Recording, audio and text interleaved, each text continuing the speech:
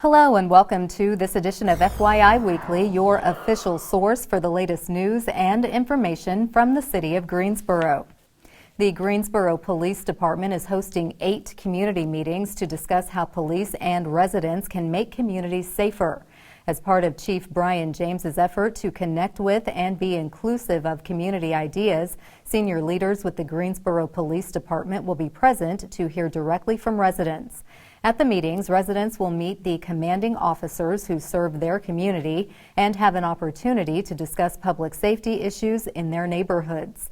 Those in attendance can ask questions and voice their concerns about safety in an effort to spark ideas on how police and residents can address those issues.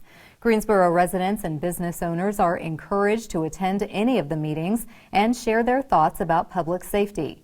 The meetings scheduled in February and March will begin at 6:30 p.m. and end at 8 p.m. The meetings will take place at recreation centers and libraries across the city. For more information or questions about the community meetings, call the Greensboro Police Department Office of Community Engagement at 336-373-2636. Greensboro has been recognized by Lind EDU for shrinking its gender pay gap at one of the fastest rates in the country over the last decade.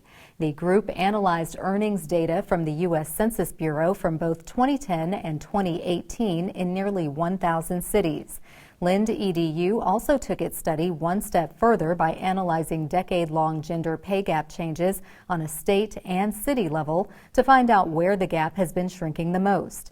In 2010, the gender pay gap in Greensboro was 21.3%. It improved to 17% in 2018. This gender pay gap difference of negative 4.4% ranked Greensboro number 14 in the state of North Carolina. According to a recent report from the U.S. Bureau of Labor Statistics, the median earnings for women is 81% of the median earnings for men, which places the gender gap at 19%. The gender pay gap represents the percent difference between the median yearly earnings of males and females working full-time. The findings of the research report are available online at lindedu.com. The Neighborhood Development Department invites you to explore its annual report for the 2018-19 fiscal year. This document offers more than an outline of numerous achievements and accomplishments. Behind the dates, numbers, and project descriptions are personal stories. These stories and so many more are heard by the Neighborhood Development team and addressed each day.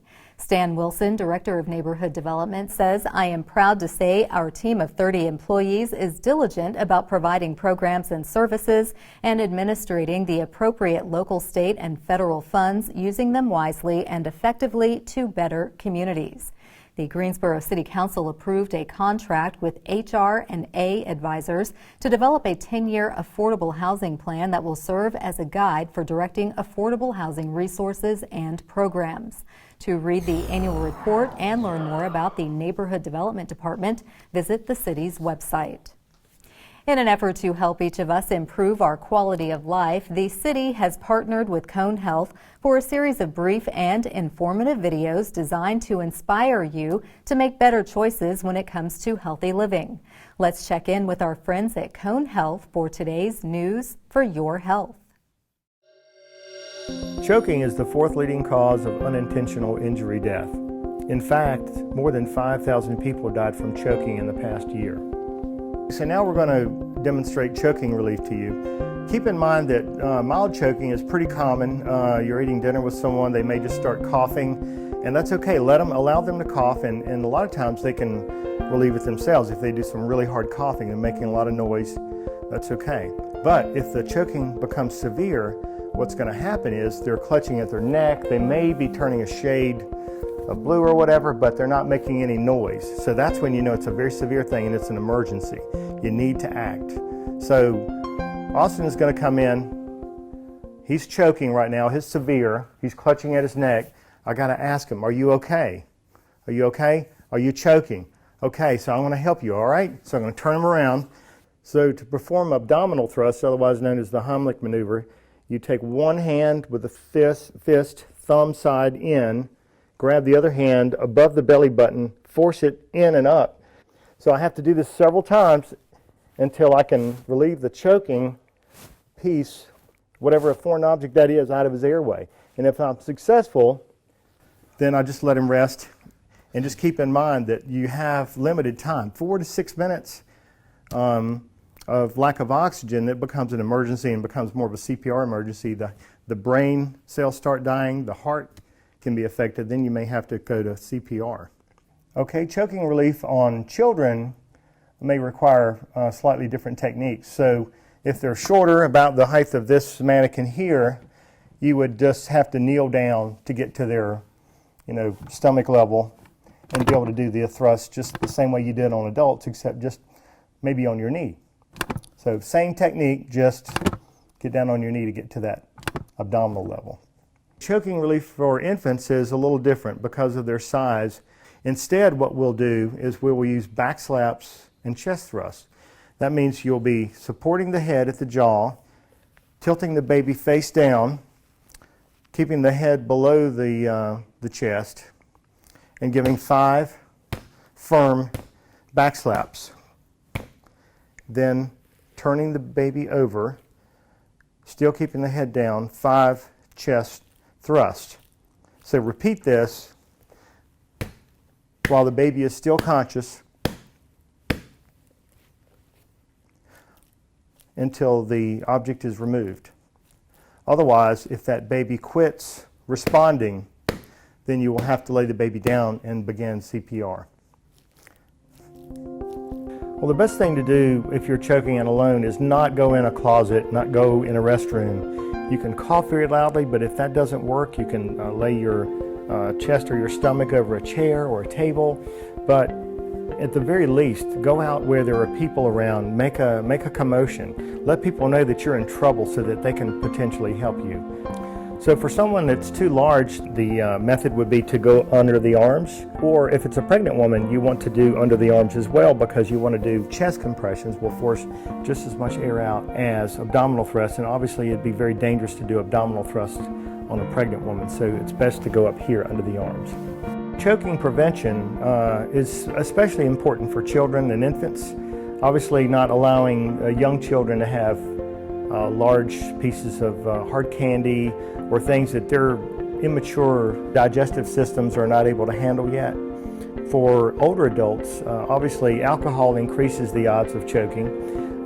There are certain foods that are more difficult to digest, or if they take large bites of a bagel or a large sandwich, you're trying to cram too much in there at one time.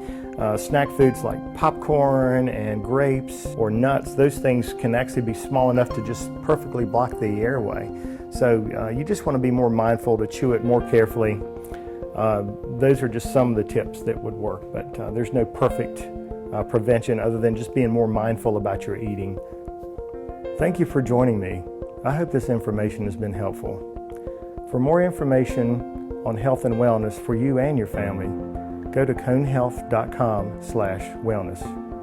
And remember, don't hesitate to act. You can save a life. I'm Rob Emery. The new year has just kicked off, but now is the time to apply for summer jobs with the city. We'll have that story and more news coming up after the break. Stay with us.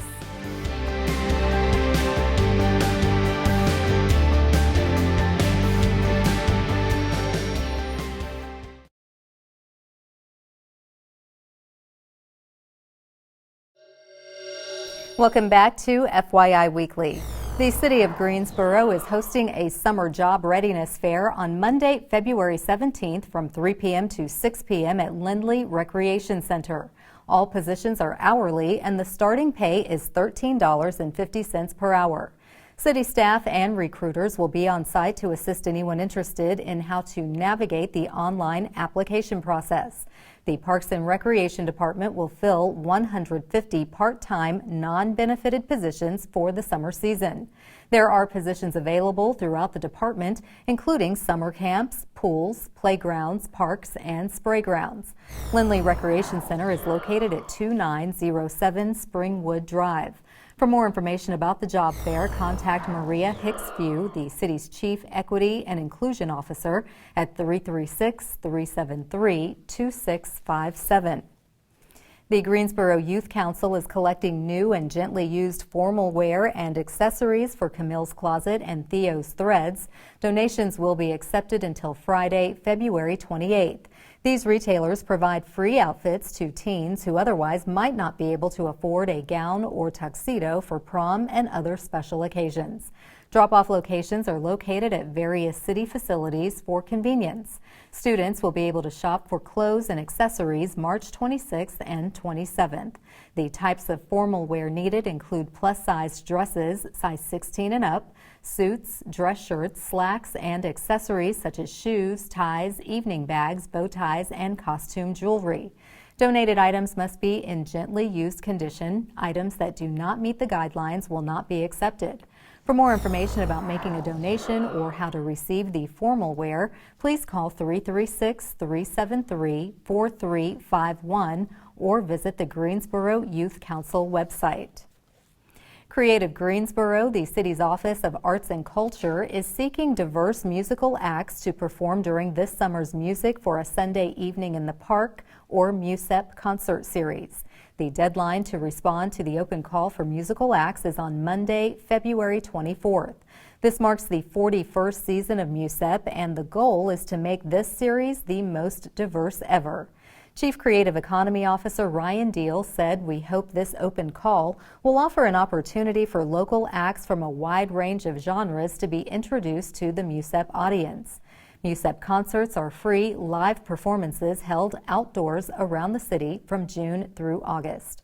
For more information or to learn more about Creative Greensboro, call 336-373-2547 or visit the city's website. The Greensboro Police Department is adjusting to the change in leadership, ushering in a new chief of police. Coming up after the break, we'll check in with Chief Brian James to get a sense of what's on tap in his first 60 days. Stay with us.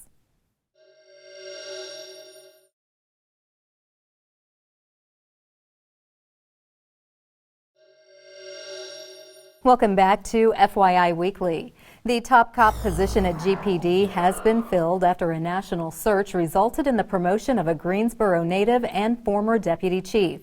Joining me now, 2 weeks into his new role, is Chief Brian James with the Greensboro Police Department. Hello, Chief James. Welcome to the show. Hey, hello. Thank you. Thank you. You've not been on our show, so I have not. We'll try to make this as easy as possible. At the top of the show, we mentioned the community meetings that you're holding for public safety purposes. Tell me, what is your intent in terms of what do you want to accomplish with those meetings? Well, the first thing I want to do is just to set a tone of open communication. I want to be approachable. I want our officers to be approachable. The other thing is that I just want to get out into the community, find out what their major concerns are around crime, also around public safety in general, around police services and how we deliver those services. So I really want to get a pulse of the entire community to help us set a plan going forward. Okay, and this is really an opportunity. If people have ideas, you're interested in hearing that, not more complaints, but come with some solutions. Yes, absolutely. So we're looking for ideas, and I'm sure we don't have all the great ideas. There are some out there in the community, and we'd like to take advantage of those and partner with our community members and just make Greensboro just a great place to live. Okay. Now, so many people are eager to get your ear and wanting to share things with you now that you're in your new role. What are some of the things that people are telling you and wanting to talk with you about? Well, a lot of people are talking to me about police service in general.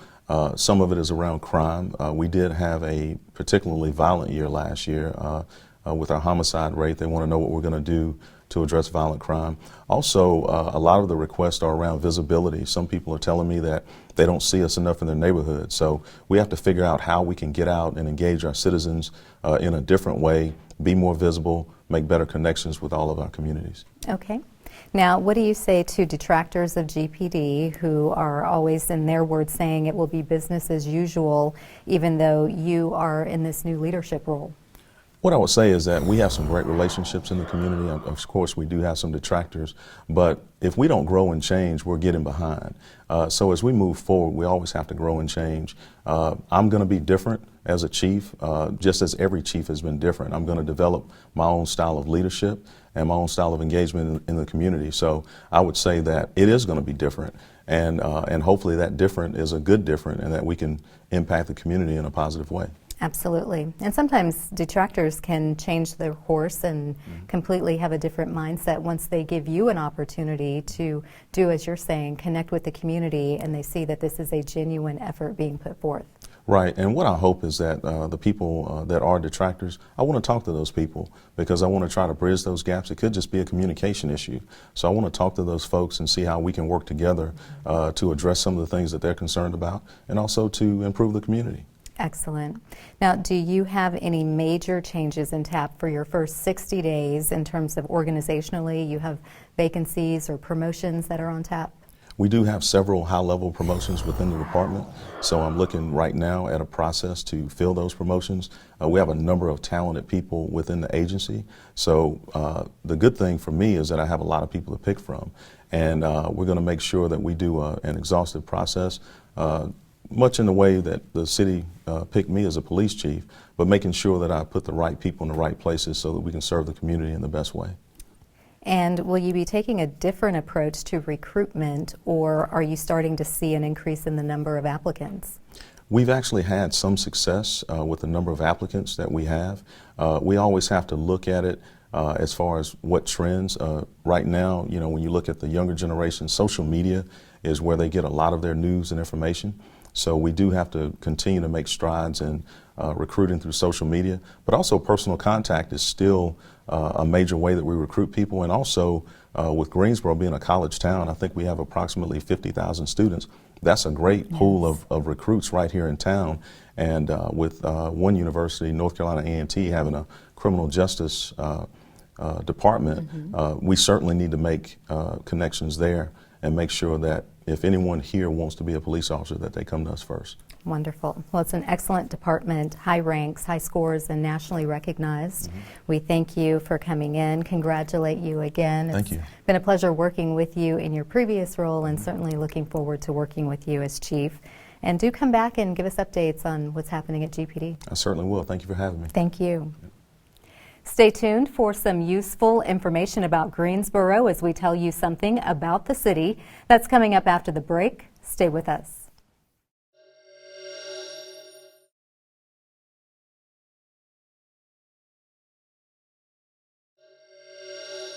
Welcome back to FYI Weekly.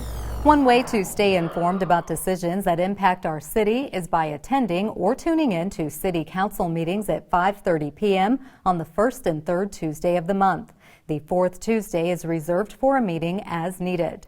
The Greensboro City Council meetings are open to the public, but if you cannot make it to City Hall, we broadcast the meetings right here on GTN. The meetings are also streamed live on the city's website and on Roku. City Council meetings take place on Level 2 of the Melvin Municipal Office Building located at 300 West Washington Street. To review the council meeting schedule and agendas, please visit the city's website. Here's an opportunity to learn a little something about the city. Creative Greensboro, the city's new Office of Arts and Culture, is hosting a contest to select a new logo for the office. Interested artists must submit designs by Monday, February 24th.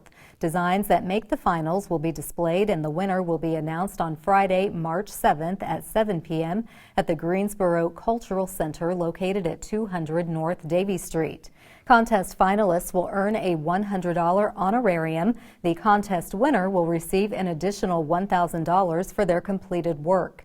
Founded in 2019, Creative Greensboro's mission is to support local artists and organizations, foster cultural equity and arts participation for all, and raise awareness and visibility of the arts. For more information about the logo contest, contact Josh Sherrick at 336-373-7817. To submit a design, visit the city's website. Coming up after the break, we'll showcase our department spotlight, but first, prepare to mark your calendar for all the great events happening this week on the town.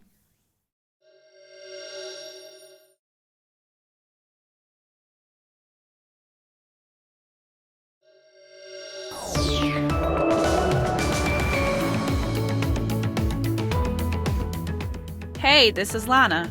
There's a lot going on in Greensboro, so let's get started.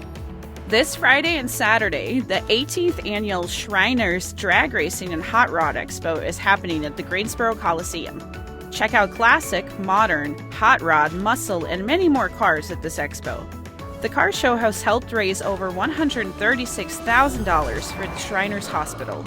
You do not want to miss this event.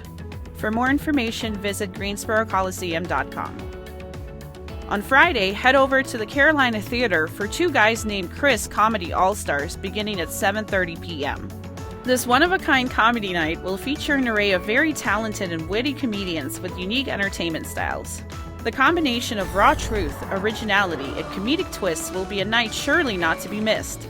For more information, visit carolinatheater.com. On Saturday, come to the Greensboro History Museum for Lifted Voices African American History from 1 to 4 p.m. Costume interpreters share well-known and little-known stories of African Americans in Greensboro.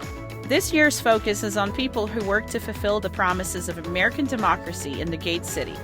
Lifted Voices is a series of living history events that bring to life people and stories from Greensboro's past. This is a free, family-friendly program.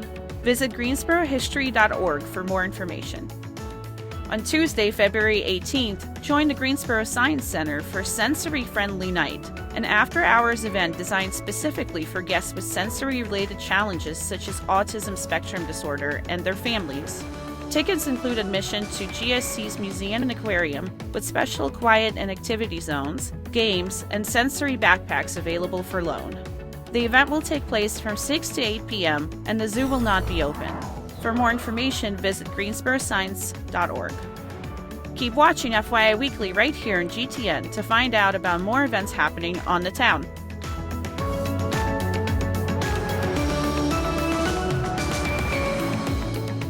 Welcome back. The City of Greensboro has more than 20 departments and several divisions committed to serving you, our residents, and visitors. Let's go behind the scenes in our department spotlight. The city's contact center answers your questions and provides assistance for those who call with concerns about city services.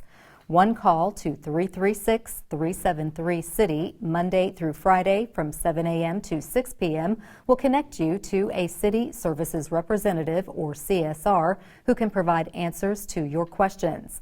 A city-developed computer system helps CSRs store a library of information and pass it on to the people who can help you to resolve your concerns.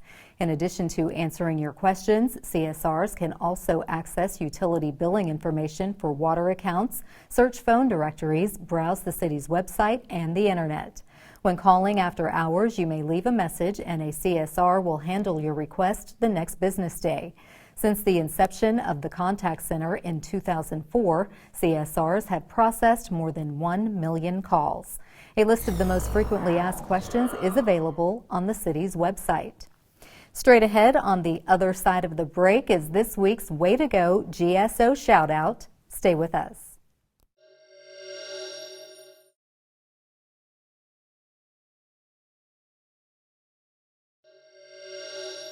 As we draw to a close, we always want to end on a positive note with our Way to Go GSO shout out.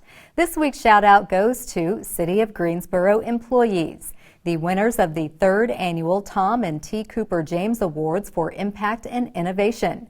2 prizes of $2,500 is awarded to each winning entry. These awards honor and highlight the efforts of city employees who discover new and better ways to serve the public and achieve the mission of our organization. Congrats to Jennifer Hance, Shamreese Diggs, Elizabeth Jernigan, Elise Tishuk, and Alex Zaleski, all from Parks and Recreation, winning the group entry for creating the Adult Recess program. Congratulations also goes to Keenan Collier from Transportation. He developed a safe, convenient, and cost-effective way for city employees to properly dispose of aerosol paint cans used throughout the city.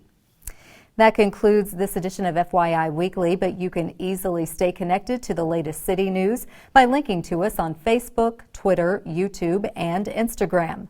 Alexa users can subscribe to our 5-minute flash briefings. Be sure to download our weekly podcast, Talk City Greensboro. And now, GTN is streaming on Roku. For all of us here at the City of Greensboro, thanks for watching, and we'll see you next time.